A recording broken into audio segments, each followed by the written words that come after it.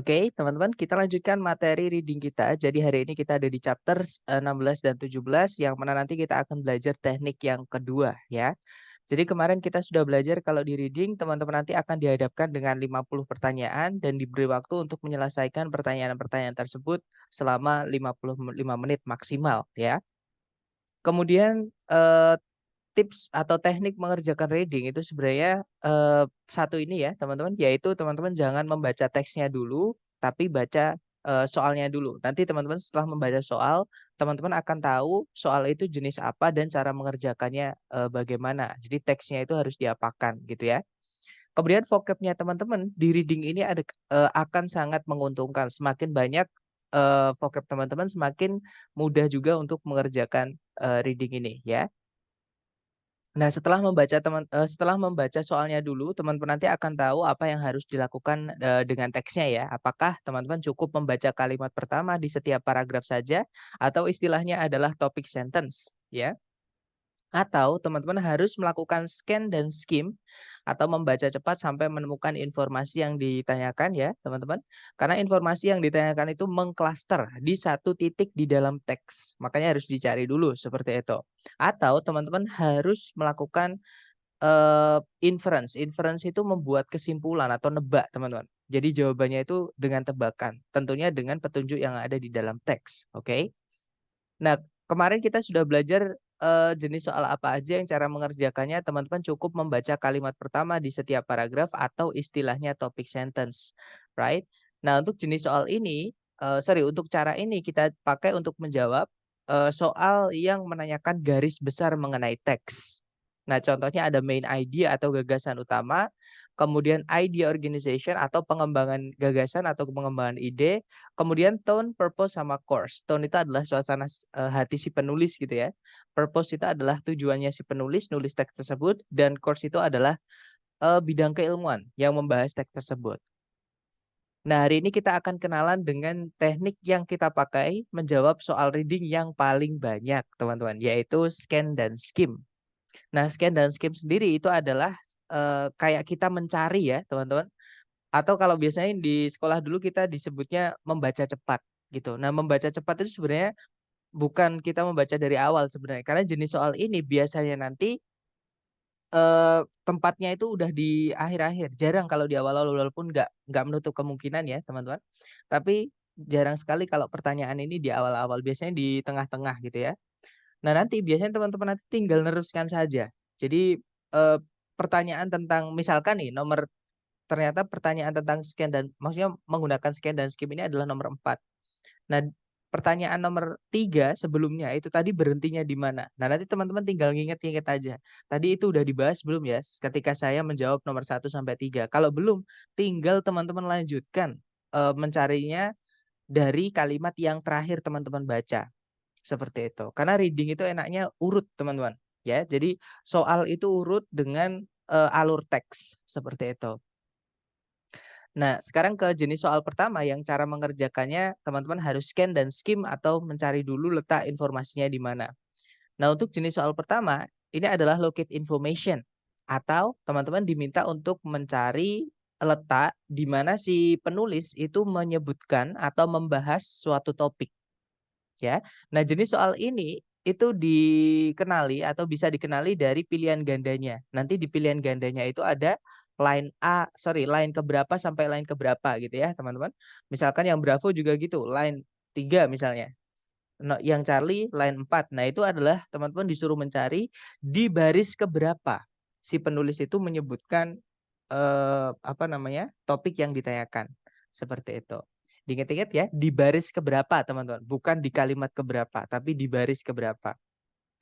Nah, nanti cara menjawabnya, teman-teman baca dulu soalnya, ya, sampai menemukan yang ditanyakan itu tentang apa. Pokoknya, kalau yang ditanyakan informasi yang spesifik, itu nanti ditulis di soal teman-teman, tentang apa, gitu ya. Nah, kalau teman-teman sudah tahu kata kunci yang ditanyakan di soal apa, baru teman-teman, cek di, teks. Kata kunci tersebut disebutkan di mana. Teman-teman lakukan scan dan skim. Nah, kalau sudah ketemu teman-teman hitung itu ke baris keberapa, ya. Jadi letaknya di baris keberapa, seperti itu. Contoh, teman-teman. Di sini ada soal berbunyi, di manakah di dalam teks penulis itu membahas komposisi dari meteor atau kandungan dari meteor. Nah, kalau kita cek di kalimat pertama, meteor crater, sebuah kawah besar yang kira-kira 40 mil timurnya Flagstaff, Arizona, diperkirakan oleh para ilmuwan telah terbentuk sebagai dampak dari tubrukan sebuah meteor yang berbobot 60.000 ton sekitar 50.000 tahun yang lalu. Belum ada komposisi meteor ya. Kita lanjutkan lagi teman-teman. Meteor yang terbuat dari nikel dan besi.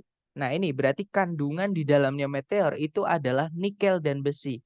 Kalau sudah ketemu seperti ini, teman-teman hitung itu line keberapa. Nah biasanya teman-teman dikasih patokan seperti ini untuk memudahkan.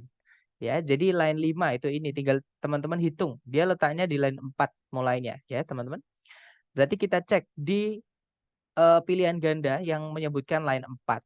Nah, jawabannya adalah yang Bravo, teman-teman. Ya, line 4 sampai 5. Nah, mungkin ada yang mau ditanyain dulu dari teman-teman tentang jenis soal locate information. Silakan kalau ada pertanyaan.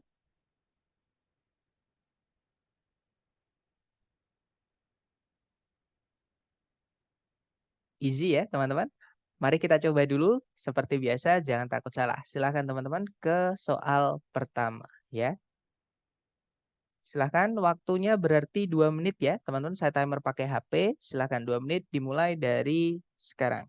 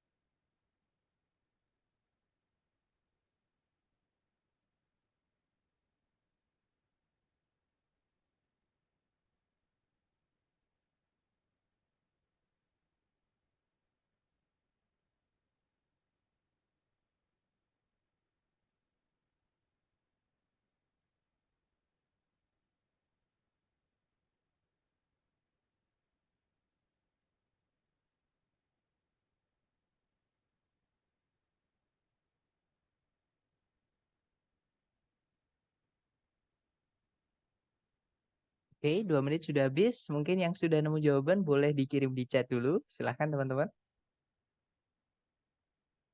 Atau kita bahas bersama nggak? Oke, ada jawaban Charlie atau Charlie Delta gitu ya. Mari kita cek teman-teman. Di situ nomor 1 pertanyaannya adalah, di mana di dalam teks penulis itu menyebutkan nama dari bayi berang-berang atau anak berang-berang gitu ya. Jadi dalam bahasa Inggris itu nama hewan itu memang dinama-namai teman-teman. Ya sama lah kayak di Indonesia gitu ya. Nah, contohnya kalau kucing itu anaknya adalah kitten, kalau anjing namanya puppy, kalau misalnya sapi anaknya namanya calf, itu dalam bahasa Inggris, ya. Nah, sekarang kita cari anaknya berang-berang, di teks itu disebutkannya di mana. Nah, kalau teman-teman scan dan skim, anak berang-berang itu disebutkan pertama kali di kalimat kedua, di line kedua. Dan di situ disebutkan nama lainnya adalah kids, teman-teman. Ya, kids itu adalah anaknya berang-berang. Terus kita hitung dia letaknya di mana? Letaknya ada di line kedua. Ya, jadi nama lain dari bayi berang-berang itu adalah kids dan jawabannya adalah Bravo untuk nomor 1. Ya. line kedua, teman-teman. Kemudian nomor 4, di manakah di dalam teks penulis itu menyatakan alasan kenapa bayi berang-berang atau anak berang-berang harus meninggalkan rumah kedua orang tuanya. Nah, itu kalau kita scan dan skim, alasan kenapa eh, bayi berang-berang harus pergi meninggalkan rumah orang tuanya adalah letaknya di line kelima, ya. Di situ disebutkan di musim semi dari tahun kedua mereka, mereka itu dipaksa keluar dari kelompok keluarganya untuk menyediakan ruangan bagi bayi-bayi baru yang lahir. Seperti itu. Jadi jawabannya dia di line keempat dan 5. Ya, jawabannya adalah yang delta. Ya. Oke, nice. Kita coba lagi. Oke, ternyata sudah habis, teman-teman. Saya lupa kalau ini scan dan skim ya. Karena agak banyak, jadi latihannya dikit-dikit. Jadi soal kedua yang cara mengerjakannya teman-teman juga harus scan dan skim dulu atau mencari letak soalnya dulu. Itu adalah pronoun reference atau rujukan kata ganti. Jadi kata ganti misalnya si penulis menyebutkan kata dia di line keberapa gitu ya. Nah, dia di situ maksudnya siapa? Atau misalnya ada kata mereka. Mereka itu nanti maksudnya siapa? Nah, biasanya di soal ada pertanyaan seperti itu, teman-teman. Nah, cuman enaknya untuk jenis soal ini, teman-teman tidak perlu bingung-bingung mencari tempatnya. Karena itu nanti akan disebutkan di soal. Jadi, yang ditanyakan itu letaknya di line keberapa itu nanti akan diberitahukan, teman-teman, di soal, ya. Kadang juga di teks itu ditebelin. Kalau teman-teman ngambil yang online itu di teks kelihatan banget, jadi ditebelin gitu. Yang lain biasa itu tebel sendiri, jadi kelihatan banget. Nah, nanti cara menjawabnya, teman-teman baca dari subjek predikat sebelum kalimat yang mengandung kata yang ditanyakan. Ya, karena peran referensi ini adalah rujukan kata ganti, biasanya menggantikan benda yang sebelumnya sudah disebutkan. Maka teman-teman baca dari kalimat sebelumnya. Ya, terus dibaca juga kalimat yang mengandung kata tersebut. Jadi 2 kalimat, teman-teman. Subjek predikat sebelumnya dan subjek predikat yang mengandung kata tersebut. Contoh, teman-teman. Di situ pertanyaannya berbunyi, kata ganti they di line kelima merujuk kepada they di line kelima ini ya, teman-teman. Berarti kita baca dari subjek predikat sebelumnya, alias kalimat sebelumnya. Nah, kalimat sebelumnya berbunyi, supaya bertahan hidup, tanaman-tanaman ini telah mengembangkan mekanisme untuk menjebak serangga di dalam daun-daun mereka atau bungkus mereka gitu ya. Mereka memiliki cairan-cairan pencernaan untuk mendapatkan nitrogen yang diperlukan dari serangga-serangga tadi. Nah, berarti mereka di sini itu yang menjebak serangga tadi, teman-teman, yaitu these plants. Nah, jawabannya adalah yang bravo. Nah, mungkin adakah yang ingin ditanyain dulu dari teman-teman untuk jenis soal kedua ini? Silakan kalau ada pertanyaan.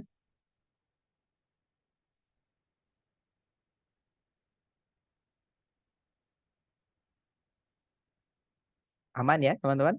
Oke, kita lanjut ke latihan buat teman-teman. Dicoba dulu, silakan. Waktunya 1 menit, dimulai dari sekarang, silakan teman-teman.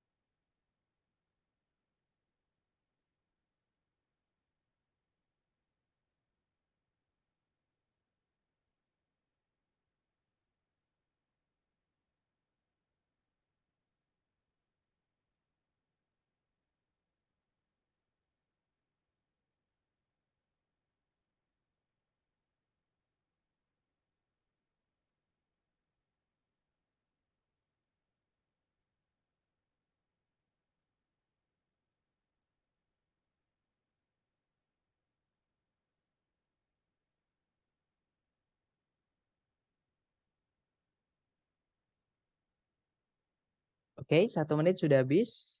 Boleh jawabannya teman-teman dikirim di chat dulu ya. Baik, ada jawaban Charlie. Saya lihat semuanya menjawab Charlie. Kita cek teman-teman. Di situ nomor 1 pertanyaannya, kata ganti it di line kedua merujuk kepada it di line kedua. Yang ini ya teman-teman. Nah, berarti kita baca dari subjek predikat sebelumnya. Nah, subjek predikat sebelumnya berarti kalimat sebelumnya. Kalimat sebelumnya berbunyi, bulan purnama yang terjadi paling dekat dengan equinox matahari atau titik balik matahari gitu ya. telah diketahui sebagai bulan panen. Dia merupakan sebuah bulan yang cerah yang membuat para petani bekerja lembur sampai malam untuk beberapa malam. Nah, berarti dia di sini atau yang bulan cerah yang membuat para petani kerja lembur tadi itu adalah bulan purnama yang terjadi paling dekat dengan titik balik matahari atau nama lainnya adalah harvest moon. Ya, kita cek di di pilihan ABCD yang ada yang mana. Nah, yang ada adalah harvest moon ya. Jawabannya adalah yang Charlie, teman-teman. Dijawab? Nah, kita coba lagi ke soal kedua. Silakan dicoba dulu 1 menit dimulai dari sekarang. Silakan.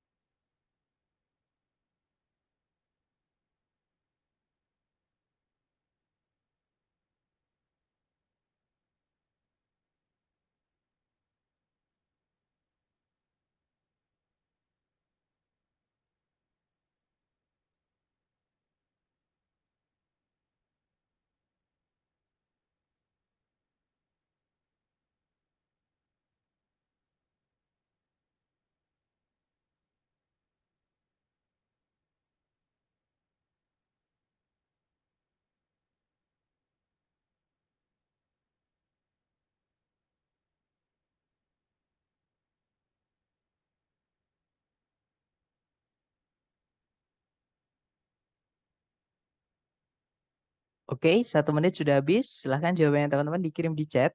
Baik, ada jawaban Alfa dan juga Bravo. Mari kita cek, teman-teman. Seperti biasa, dibaca soalnya dulu. Di situ soalnya berbunyi, kata ganti it di line kedua merujuk kepada it di line kedua. Nah, yang ada garis bawahnya ini ya, teman-teman. Nah, berarti kita baca dari subjek predikat sebelumnya, yaitu kalimat sebelumnya. Nah, kalimat sebelumnya berbunyi, Mardi Gras yang berarti hari Selasa gemuk dalam bahasa Prancis, diperkenalkan ke Amerika oleh para penjajah Prancis di awal abad ke-18. Nah, sejak saat itu dia telah muncul atau tumbuh gitu ya, populer khususnya di New Orleans dan sekarang ini dia bahkan menjadi hari libur resmi di beberapa negara bagian selatan. Nah, berarti it di sini tadi adalah hari tadi ya, teman-teman. Father's Day in France atau nama lainnya adalah Mardi Gras. Ya, jawabannya adalah yang alpha. Oke, yaitu Mardi Gras seperti itu. Oke, lanjut lagi ke nomor Oke. Kita ke jenis soal ketiga, teman-teman. Yang cara mengerjakannya juga scan dan skim. Nah, jenis soal ini itu sering sekali keluar, yaitu pertanyaan yang menanyakan detail-detail kecil di dalam soal.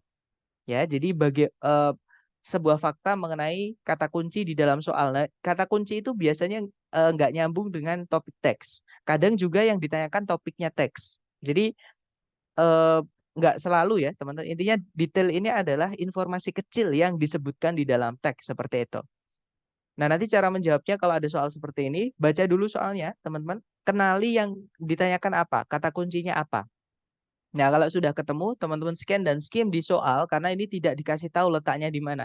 Jadi teman-teman harus mencari dulu letaknya di mana sendiri gitu ya. Nah, kalau sudah ketemu, teman-teman baca kalimat tersebut, pahami dan cocokkan dengan pilihan A, B, C, D. Contoh, teman-teman. Di situ pertanyaannya adalah teks menyatakan kalau Jamestown. Nah, kata kunci teman-teman adalah Jamestown. Nah, baru kita baca teks scan dan skim sampai teman-teman menemukan Jamestown. Nah, Jamestown itu disebutkan pertama di sini, teman-teman. Nah, kalimatnya berbunyi, Williamsburg merupakan sebuah kota bersejarah di Virginia yang didirikan oleh para penjajah Inggris di tahun 1633. 26 tahun setelah penjajahan permanen Inggris pertama di Amerika itu didirikan di Jamestown. Jadi Jamestown ini adalah the first permanent English colony in Amerika gitu ya. Jadi penjajahan Inggris permanen pertama di Amerika dan jawabannya adalah yang Charlie. Eh apa namanya? Merupakan penjajahan Inggris permanen pertama di Amerika. Kalau yang Alpha didirikan di tahun 1633 itu bukan Jamestown, teman-teman. Itu adalah Williamsburg. Yang ditanyakan adalah Jamestown. Ya, berarti Alpha bukan. Kalau yang Bravo didirikan 26 tahun setelah Williamsburg. Ini kebalik. Kalau kita pilih yang Bravo jadi Williamsburg dulu baru Jamestown. Sedangkan di teks tadi Williamsburg ini 26 tahun setelah Jamestown lahir. Jadi Jamestown dulu kakaknya gitu ya, baru adiknya Williamsburg seperti itu. Nah, kalau yang Bravo kebalik. Kalau yang Delta awal mulanya dinamai Middle Plantation. Nah, tadi nggak ada. Ya, berarti bukan itu, teman-teman. Jawabannya adalah yang Charlie. Nah, mungkin ada yang pengen ditanyain dulu nih dari teman-teman mengenai state detail. Silahkan kalau ada yang ingin ditanyain, teman-teman.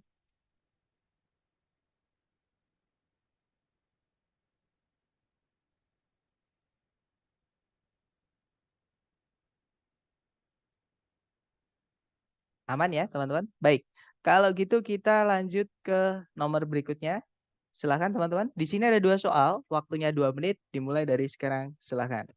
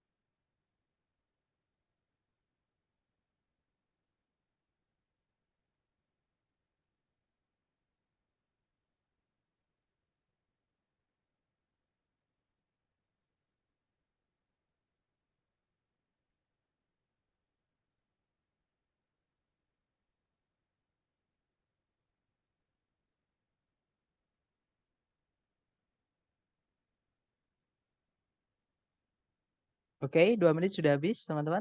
Boleh jawabannya dikirim dulu di chat sedapatnya teman-teman dulu. Baik, ada jawaban Alpha Charlie. Mari kita cek, teman-teman. Di situ nomor 1 pertanyaannya adalah, berdasarkan teks, apa yang terjadi selama zaman es? Kita cek, teman-teman. Apa yang terjadi selama zaman es di teks gitu ya.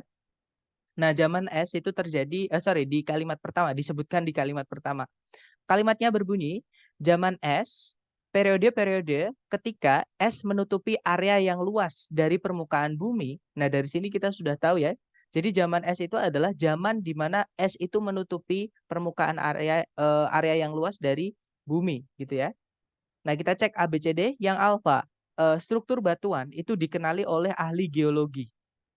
Nah, ahli geologi itu mengenali struktur batuan itu bukan pada zaman es ya, teman-teman.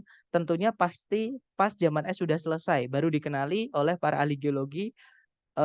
Dulu itu ada zaman es karena buktinya ada rock strata atau struktur batuan. Seperti itu. Nah, sedangkan di sini yang ditanyakan tadi adalah yang terjadi selama zaman es. Jadi pas zaman esnya terjadi itu ada apa? Seperti itu. Berarti alfa bukan, teman-teman. Kalau yang Bravo, evidence of foreign materials is found. Bukti-bukti adanya benda-benda asing itu ditemukan. Sama, yang menemukan juga pasti ahli geologi ya. Dan ditemukannya itu juga bukan pas zaman es. Ditemukannya pasti zaman es pas udah selesai. Baru ditemukan oleh para ahli geologi. Bravo bukan, teman-teman. Nah, jawabannya adalah yang Charlie ya. Ice covers a large portion of the Earth's surface. Jadi es itu menutupi area yang luas dari permukaan bumi seperti itu. Makanya dinamai zaman es.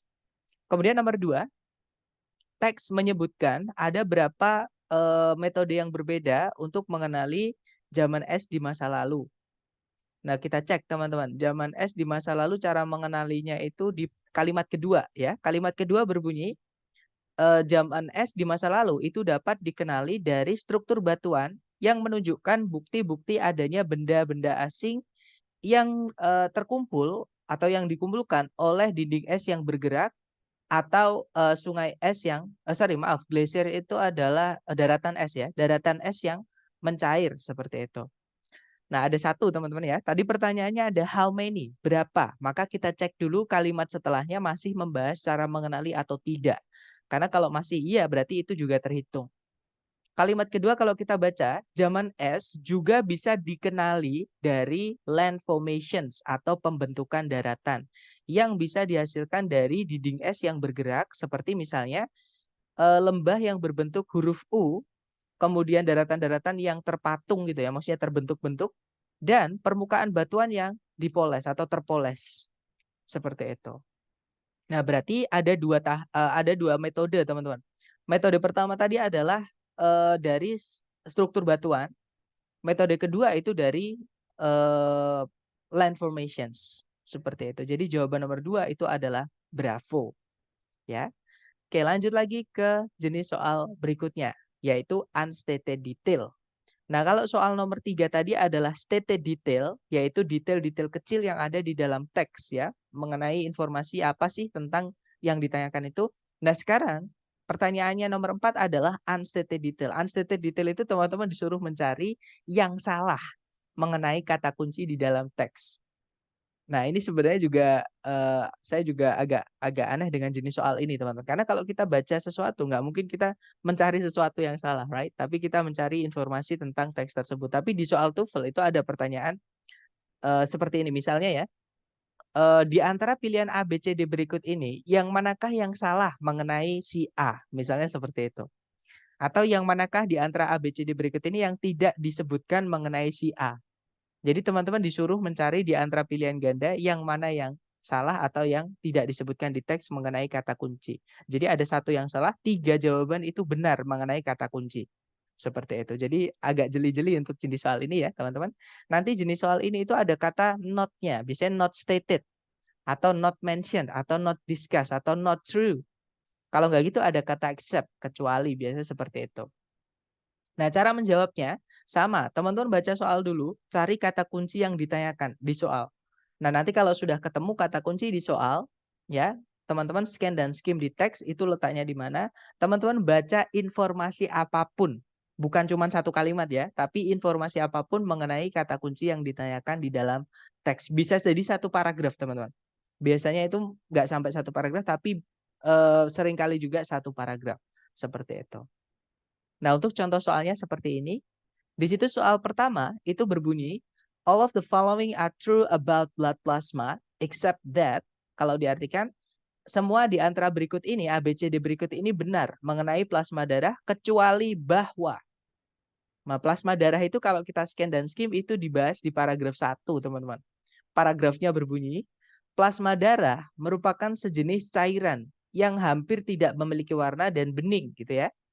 Dia itu memiliki, dia itu mengandung darah yang dari darah tersebut, sel darah merah dan sel darah putih itu telah dihapus atau telah dihilangkan. Nah, plasma darah itu biasanya dipakai dalam transfusi karena seorang pasien itu umumnya memerlukan porsi plasma dari darah itu lebih besar daripada komponen-komponen yang lain, seperti itu. Nah, kita cek A, B, C, D nih, yang mana yang tidak ada di dalam teks mengenai plasma darah. Yang alfa, it is a deeply colored liquid. Dia atau plasma darah itu merupakan sejenis cairan yang warnanya pekat. Nah, ketemu langsung teman-teman. Jawabannya adalah yang alfa ya. Karena jelas-jelas tadi kalau plasma darah itu warnanya bening dan hampir tidak berwarna. Kalau yang bravo, blood cells have been taken out of it. Sel-sel darah itu telah dikeluarkan darinya. Itu tadi ada sel darah merah sama sel darah putih. Itu telah di-remove, telah dipindahkan atau dikeluarkan. Oke, bravo bukan. Kalau yang Charlie pasien itu biasanya ditransfusi dengan itu. Tadi juga ada ya. Pasien itu umumnya membutuhkan plasma darah lebih banyak daripada komponen darah yang lain. Jadi Charlie bukan. Kalau yang delta, it is generally more important to the patient than other parts of the whole blood. Plasma darah itu umumnya lebih penting atau lebih dibutuhkan bagi pasien daripada bagian-bagian darah yang lain. Tadi juga ada ya kalimat terakhir juga teman-teman. Berarti bukan itu jawabannya. Oke. Sekarang nomor 2. Yang manakah di antara berikut ini yang tidak dinyatakan tentang darah utuh? Nah, darah utuh itu dibahas di paragraf kedua. Oke. Di situ disebutkan kalau plasma atau plasma darah itu berbeda dalam beberapa hal penting dari darah utuh. Pertama, plasma itu bisa dicampurkan ke semua pendonor gitu ya. Dan tidak harus dari golongan darah yang sesuai. Sedangkan darah utuh demikian. Maksudnya darah utuh itu harus golongan darah yang sesuai ya dan nggak bisa dikasihkan ke semua asal kita kasih ke penerima gitu, nggak bisa teman-teman. Nah kemudian, in addition itu sebagai tambahan, plasma itu bisa dikeringkan dan disimpan. Jadi dia bisa dikeringkan dulu untuk disimpan dan sedangkan darah utuh itu tidak bisa dikeringkan dan tidak bisa disimpan. Nah kita cek ABCD yang mana yang salah tentang darah utuh. Yang alfa, it is different from plasma. Darah utuh itu berbeda dari plasma. Tadi ada ya teman-teman dijelaskan di kalimat pertama, plasma itu berbeda dari darah utuh. Berarti yang alfa bukan jawabannya. Kalau yang bravo, it cannot be dried. Dia nggak bisa dikeringkan. Di kalimat terakhir tadi ada, darah utuh itu tidak bisa. Tidak bisa apa? Tidak bisa dikeringkan dan tidak bisa disimpan. Nah berarti bravo bukan. Kalau yang Charlie, tidak mungkin untuk menyimpannya di penyimpanan untuk waktu yang lama. Nah, tadi di kalimat terakhir juga ada, berarti Charlie bukan. Nah, jawabannya adalah yang delta, teman-teman. It is a clear colorless liquid. Darah utuh adalah sejenis cairan yang warnanya yang hampir tidak berwarna dan bening. Nah, tadi yang warnanya bening dan tidak memiliki warna itu bukan darah utuh tapi plasma darah. Jadi yang salah tentang darah utuh itu adalah yang delta karena itu plasma darah bukan darah utuh. Seperti itu. Dan mungkin ada yang pengen ditanyakan dulu nih dari teman-teman tentang jenis soal ini, silakan.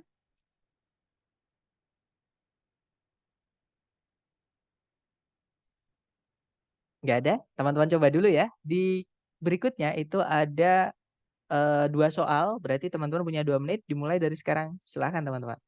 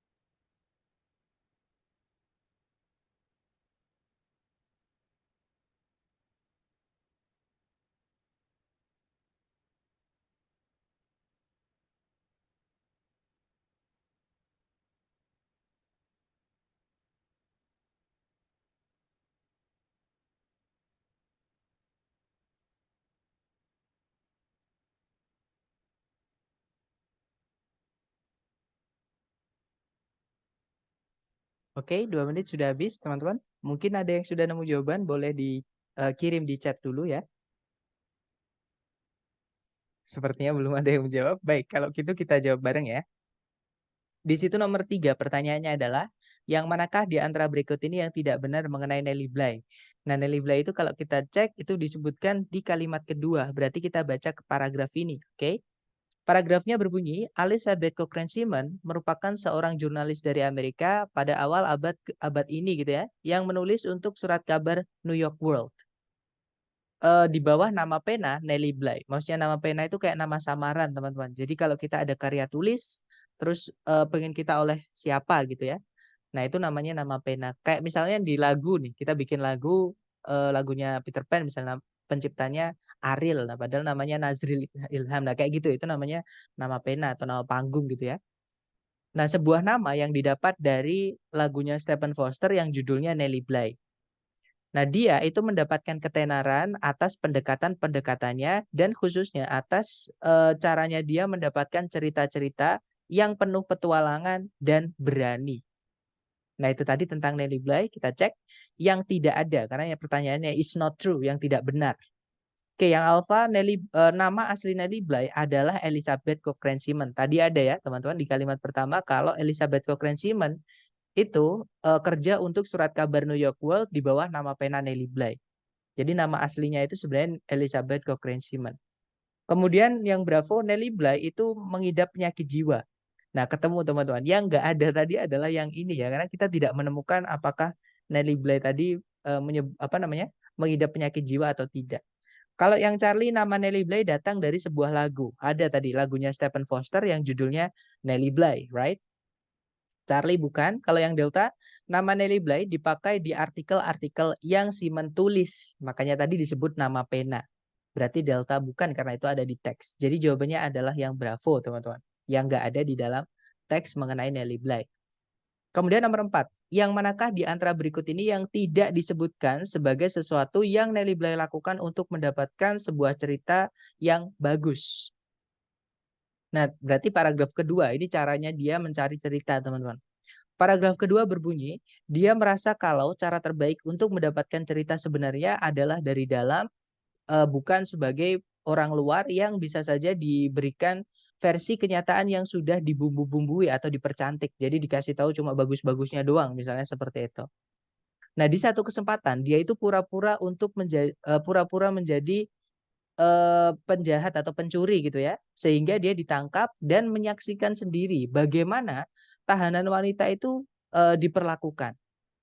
Nah, di kesempatan yang lain, dia itu memalsukan penyakit jiwanya atau dia pura-pura punya penyakit jiwa supaya dimasukkan ke dalam sebuah rumah sakit jiwa untuk mendapatkan gambaran nyata tentang perawatan gitu ya, cara merawat pasien-pasien pengidap penyakit jiwa. Nah, kita cek ABCD yang tidak ada tentang bagaimana dia mencari cerita ya, teman-teman. Yang alfa, dia pura-pura menjadi penjahat atau pencuri. Tadi ada, teman-teman. Oke, berarti alfa bukan. Kalau yang bravo, dia ditangkap polisi. Tadi juga ada. Sehingga dia bisa tahu bagaimana tahanan wanita tadi diperlakukan ya, di penjara. Bravo bukan. Kalau yang Charlie, she pretended to be ill. Dia pura-pura sakit, maksudnya sakit jiwa. Ya, berarti Charlie bukan karena ada di dalam teks tadi. Nah, kalau yang Delta, dia bekerja sebagai seorang dokter di sebuah rumah sakit jiwa. Nah, yang nggak ada adalah yang Delta. Di rumah sakit jiwa, dia tidak bekerja sebagai dokter, melainkan sebagai pasien yang pura-pura mengidap penyakit jiwa gitu ya. Jadi jawabannya adalah yang Delta, teman-teman. Nah, mungkin ada yang pengen ditanyain dulu nih dari teman-teman tentang jenis soal ini, silakan.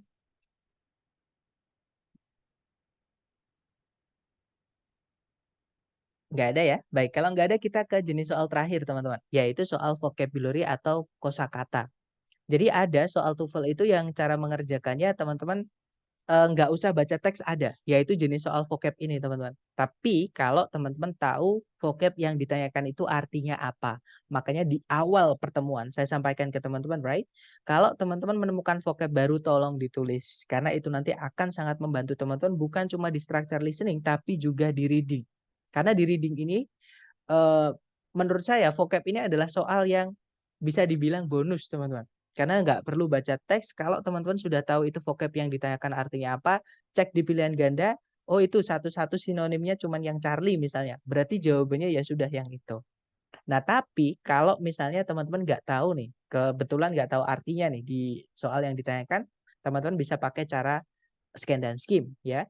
Jadi vocabulary itu adalah definisi atau arti sebuah kata atau frase gitu ya di teks. Nah, nanti arti itu bisa literal atau figuratif. Maksudnya bisa tersirat atau tersurat. Oke.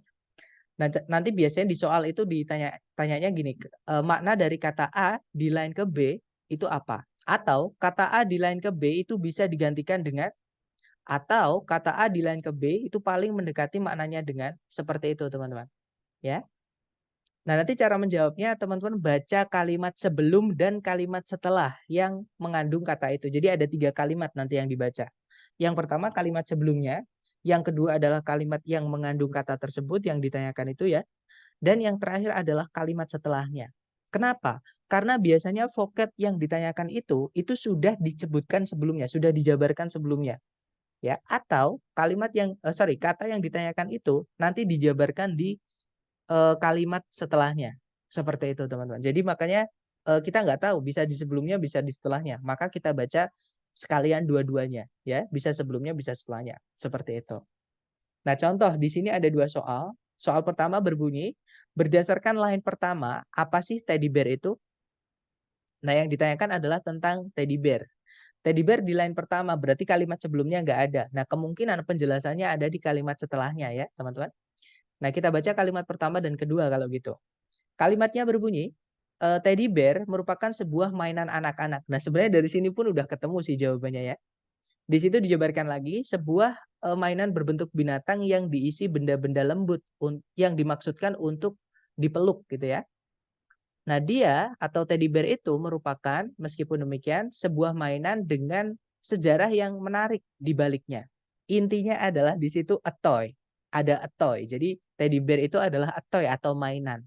Nah, kita cek A, B, C, D yang manakah yang mainan, artinya mainan, teman-teman. Nah, jawabannya adalah yang delta ya, a plaything. Seperti itu. Oke, kemudian nomor 2, look at the word pastimes.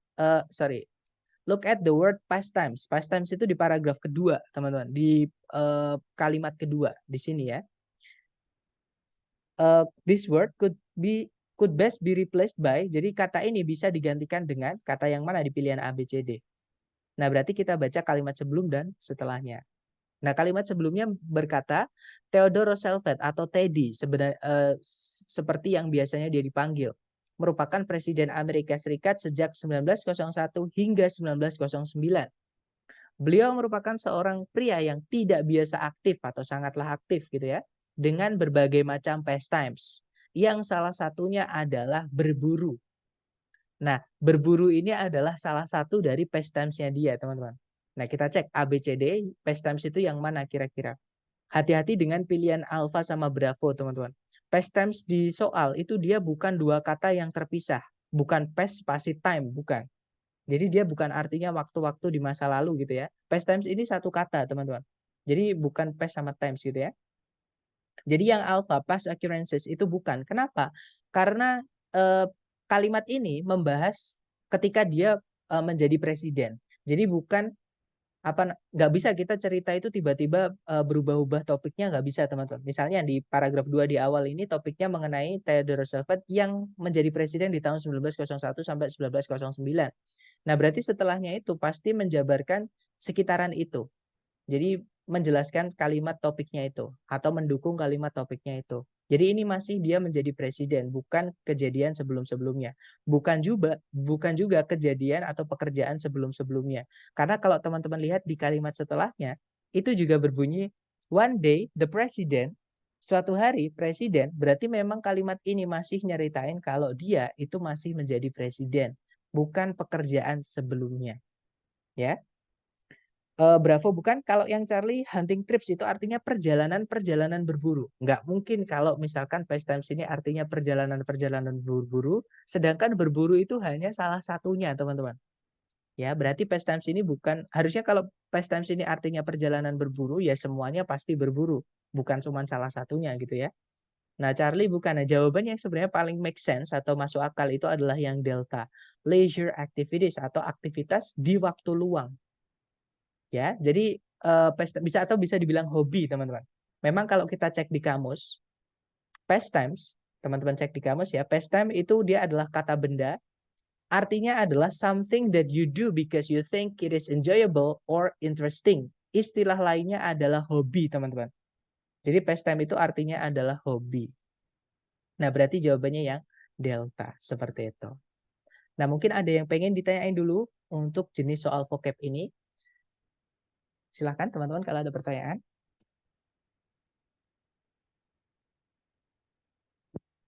Oke, aman ya, berarti nggak ada pertanyaan. Atau kalau teman-teman nanti belajar dengan soal ini, buka kamus nggak apa-apa. Syaratnya teman-teman tulis kalau teman-teman dapat vocab baru.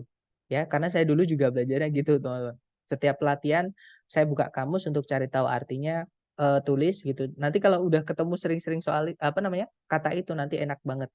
Seperti itu. Nah, silakan dicoba dulu. Di sini ada 2 soal, waktunya berarti 2 menit, dimulai dari sekarang. Silakan teman-teman.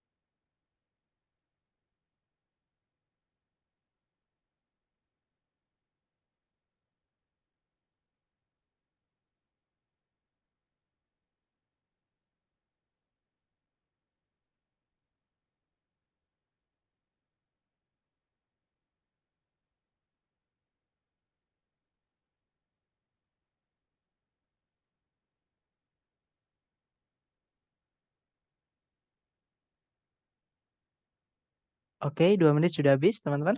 Silahkan jawabannya dikirim di chat ya. Baik, ada jawaban Delta Bravo. Mari kita cek.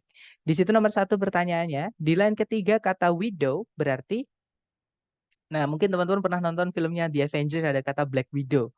Nah, Black Widow itu arti sama kayak ya teman-teman, tapi cuman ini Black Widow-nya itu laba-laba.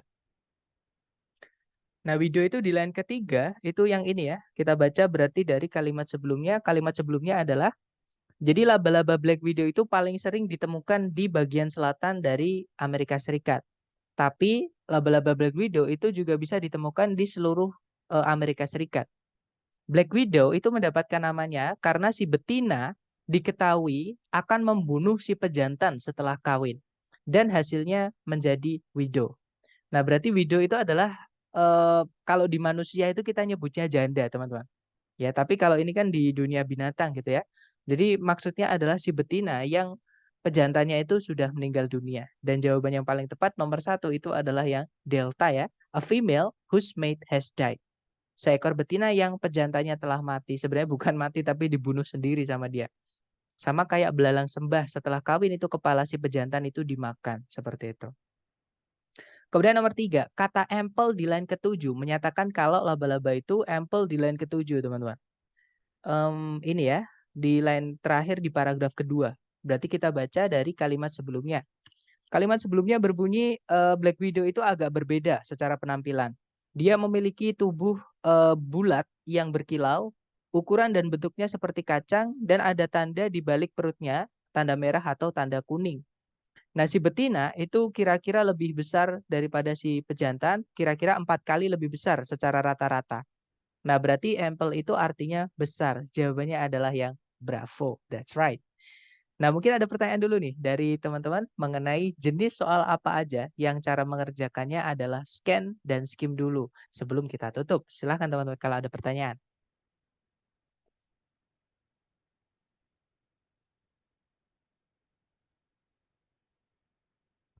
Aman ya? Baik, thank you so much for today guys. I'll see you again next time. The last I say, Assalamualaikum warahmatullahi wabarakatuh and have a good day. See you guys.